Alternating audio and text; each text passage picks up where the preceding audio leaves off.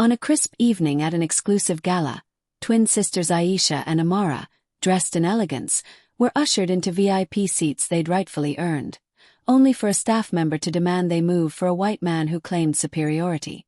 What happened next wasn't just a confrontation. It was a single phone call that unraveled an entire team's careers in a matter of hours. Aisha and Amara Johnson were no strangers to standing out. As identical twins, they'd spent their lives navigating the world as a pair, their bond unbreakable, their presence commanding. Both were 32, tall, with deep brown skin that glowed under any light, and they carried themselves with a confidence honed through years of overcoming obstacles. They were brilliant, accomplished women. Aisha, a corporate attorney with a reputation for dismantling weak arguments in the boardroom, and Amara, a tech entrepreneur whose startup had just secured a multimillion-dollar deal. That night, they were at the Pinnacle Gala, an annual event in Chicago that drew the city's elite, business moguls, politicians, and influencers.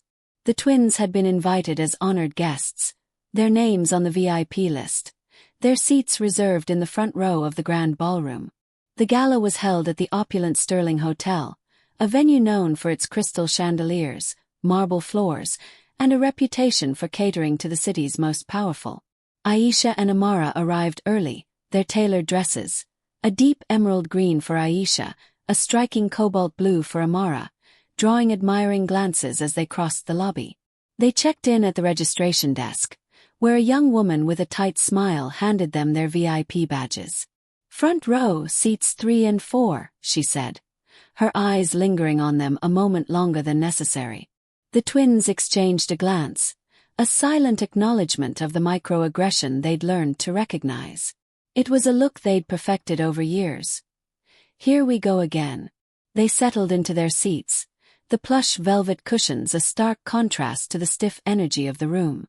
The ballroom was filling up, a hum of conversation rising as guests mingled, their laughter punctuated by the clink of champagne glasses. Aisha adjusted her badge, her fingers brushing the embossed logo of her law firm, a subtle reminder of her place in this world. Amara, meanwhile, was already networking, her phone buzzing with messages from investors who'd heard about her latest deal. The twins were in their element, poised, powerful, and undeniably present. But then came the interruption. A man approached their row, a white man in his late 50s, dressed in a tailored suit that screamed old money. His hair was slicked back, his face flushed with the kind of entitlement that comes from never being told no. Behind him stood a staff member, a wiry man in a black vest with a name tag that read Craig. The staff member's eyes darted nervously between the twins and the man in the suit. "Excuse me," Craig said, his voice low but insistent. "You're in the wrong seats." Aisha's eyebrow arched, a slow, deliberate motion that anyone who knew her recognized as a warning. "I'm sorry," she said, her tone calm but edged with steel. "These are our seats. VIP front row, seats 3 and 4. Craig shifted his weight, his discomfort palpable. "There's been a mistake. These seats are reserved for Mr. Harrington." He gestured to the man in the suit, who stood with his arms crossed, a faint smirk playing on his lips.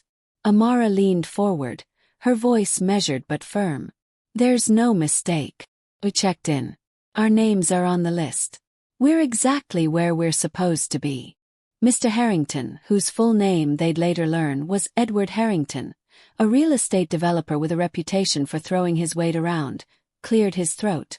"Look, ladies," he said, his voice dripping with condescension. "I've been attending this gala for 20 years. These are my seats. I don't know who you are, but you need to move." The air in the room seemed to thicken. Guests nearby turned their heads, sensing the tension. Aisha and Amara didn't flinch. They'd faced this kind of entitlement before. Men who assumed their presence was a mistake, a glitch in the system. But this time it stung more. This wasn't a random encounter on the street. This was a deliberate attempt to displace them in a space where they'd earned their place. Aisha leaned back in her seat, crossing her arms. "We're not moving," she said, her voice steady. "You can check with the organizers if you'd like." Craig's face reddened. "I'm telling you, these seats are for Mr. Harrington.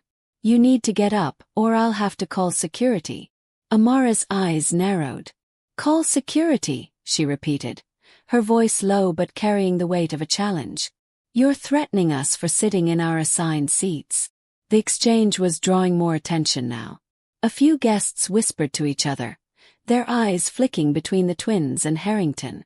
Craig, caught in the middle, looked like he wanted to disappear. But Harrington wasn't backing down.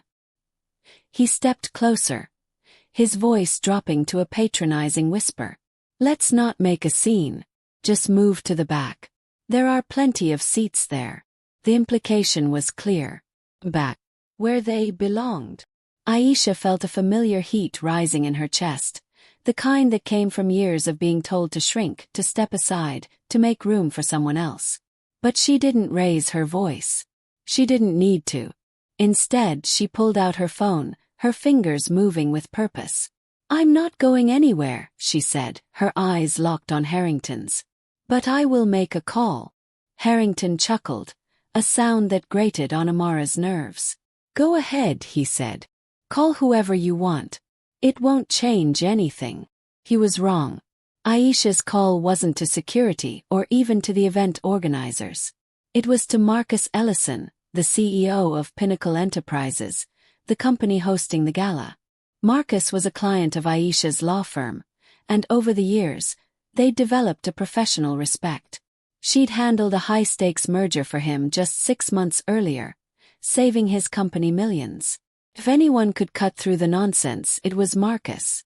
The phone rang twice before Marcus picked up. Aisha, he said, his voice warm but curious. Everything okay? Not exactly, Aisha replied, her tone calm but direct.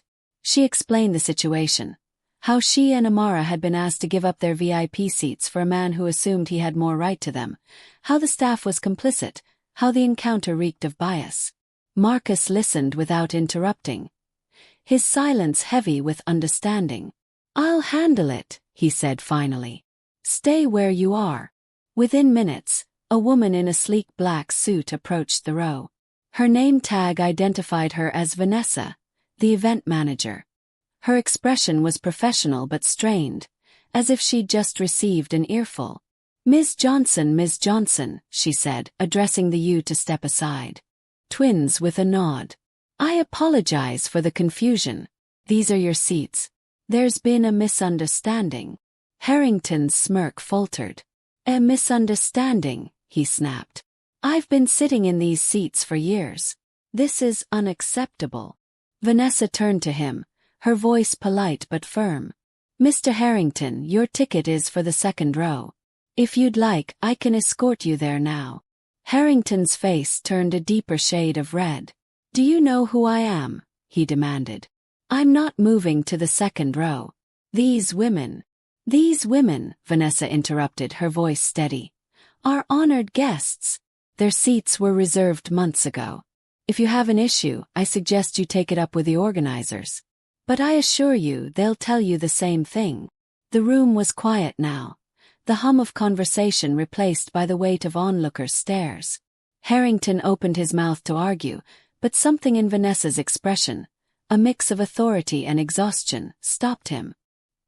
He muttered something under his breath, grabbed his coat, and stormed out of the row, brushing past Craig, who looked like he'd just swallowed a lemon. But the story didn't end there. Aisha and Amara stayed for the gala, their heads high, their presence a quiet rebuke to the earlier slight. The event proceeded without further incident, the speeches and awards unfolding as planned. But behind the scenes, Aisha's call to Marcus had set off a chain reaction. Marcus wasn't just the CEO. He was a man who prided himself on fairness, and he was furious. Not just at Harrington's entitlement, but at the staff who'd enabled it. By the next morning, the fallout was swift. Marcus launched an internal investigation into the gala's staff, focusing on the team responsible for seating arrangements. It turned out Craig wasn't acting alone. The head of the event staff, a woman named Linda, had instructed her team to prioritize legacy guests, code for wealthy, predominantly white attendees, over others, even when it meant disregarding the official seating chart. Linda's reasoning, uncovered in emails, was that keeping people like Harrington happy ensured future donations to the gala. The investigation didn't stop at Linda. 3 other staff members, including Craig, were found to have followed her lead, quietly reshuffling seats to accommodate certain guests while displacing others. The pattern was clear. Guests of color, even those with VIP status, were disproportionately asked to move. Marcus didn't hesitate. By the end of the week, Linda, Craig, and the 3 other staff members were fired. The Sterling Hotel, eager to avoid a PR disaster, issued a public apology and promised to retrain its entire event staff. Aisha and Amara didn't gloat. They didn't need to. They'd made their point.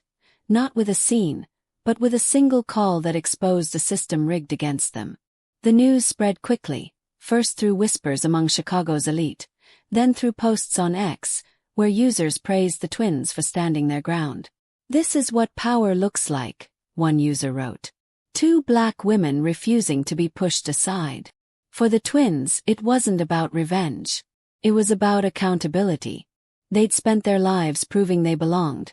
In boardrooms, in tech hubs, in spaces where people like them were too often underestimated.